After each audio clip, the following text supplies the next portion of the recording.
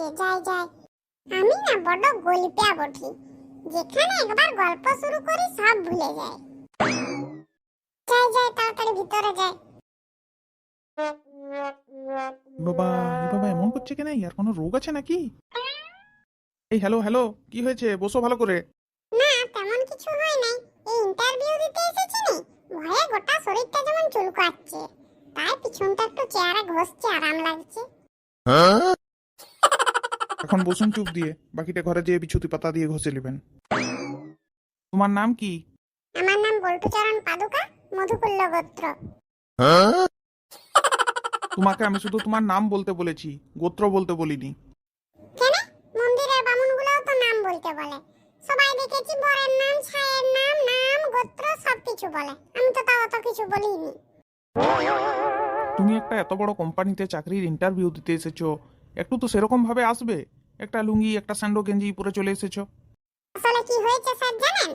যখন ফর্মটা fill up করেছিলাম তখন কোথাও লেখা থাকে নাই যে ধুতি পাঞ্জাবি পরে আসতে হবে, নাহলে আমি ফর্মটা ফিল আপই করতাম না। আর তাছাড়াও এই গরমের মধ্যে স্যান্ডো গেঞ্জি লুঙ্গি পরে এলে কত সুন্দর গায়ে হাওয়া লাগে, তলেও হাওয়া লাগে উপরেও হাওয়া লাগে, কি আরাম। হুম, আপনি চাকরি ইন্টারভিউ নিচ্ছেন বলে এটা ভাববেন না যে সবাই আপনার কথাতেই চলবে। যে যেটা পরে আরাম পাবে সে সেটাই পরবে।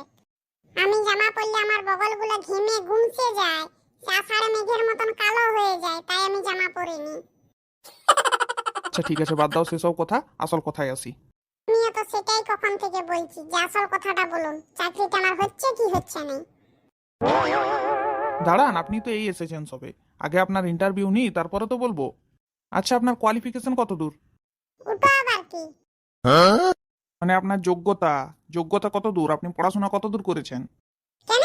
যতদূর পাস চেয়েছিল আমি ততদূরই করেছি। ও মানে মাধ্যমিক পাস? না না, মাধ্যমিক নয়, তার থেকে একটু বেশিই বটি, 8 পাস। তাহলে কোন জঙ্গল থেকে উঠে এসেছে রে? মাধ্যমিক পাসের থেকে বেশি নাকি 8 পাস? শুনুন, আপনি 8 পাস, 8-এর পর মাধ্যমিক হয়। এটা মাধ্যমিক পাসের চাকরি, তাই এখানে আপনার কোনো ভ্যাকেন্সি নাই। ও, 8 এর পর মাধ্যমিক হয় লাই। আর তা যদি হয়ও তো একটু কম বেশির ব্যাপার, ওটা একটু ম্যানেজ করে নেন না। সে দোকানদাররা অমন বলে, দেখেন নাই দোকানদাররা কোনো জিনিসের দাম 1000 টাকা বলে, সেটা মানুষ কমিয়ে কমিয়ে 500-তে নামায়। সেরকম আপনিও বলছেন বলুন মাধ্যমিক পাস, 8 পাসেরই হবে, আমি জানি। স্যার এখানে বাথরুম আছে? হ্যাঁ আছে। কেন, আপনি যাবেন নাকি? না না, আমার কোনো পেচ্ছাপ টেচ্ছাপ পাই নাই, বলি বাথরুমটার সঙ্গে একবার দেখা করে আসতাম। আচ্ছা ঠিক আছে, তোমার 8 পাসের সার্টিফিকেটগুলোই দেখাও। আর বলবেন না, দেখাতাম তো, দেখাবার জন্য আনছিলাম।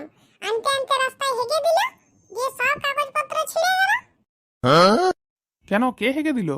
এ আবার মেঘটা। মেঘটার যে পেট খারাপ করেছে, তা এত লজ্জার কি আছে?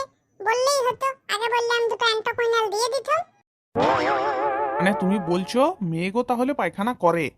হ্যাঁ করে, নিশ্চয় করে, আর বাদ করে। কেন করবে না? মেঘ পাদে, মেঘ হাগে, মেঘ পেচ্ছাপ করে, সবই করে। আচ্ছা এই যে তুমি বলছো মেয়ের পায়খানা পেচ্ছাপ পাদ সবই করে, তা তুমি দেখেছো কখনো? হ্যাঁ দেখেছি বলছি, কেন দেখিনি? আর শুধু কি আমি, আপনিও তো দেখেছেন। কেন? যখন মেঘটা হুড়ুম দাড়ুম গর্জন করে, সেগুলো কি বটে? সেগুলো আসলে মেঘের পাদ। যখন তখন, যেমন বৈশাখ মাসে, আষাঢ় মাসে ঝরঝর ঝরঝর করে পড়ে, সেগুলো হচ্ছে মেঘের পেচ্ছাপ। হ্যাঁ সে তো সবই বুঝলাম, আর মেঘের পায়খানা কোনটা? মানে দেখেন না, মাঝে মাঝে পেচ্ছাপের সাথে পড়ে যে ঠান্ডা ঠান্ডা গোল গোল, ওইটাই তো পায়খানাটা।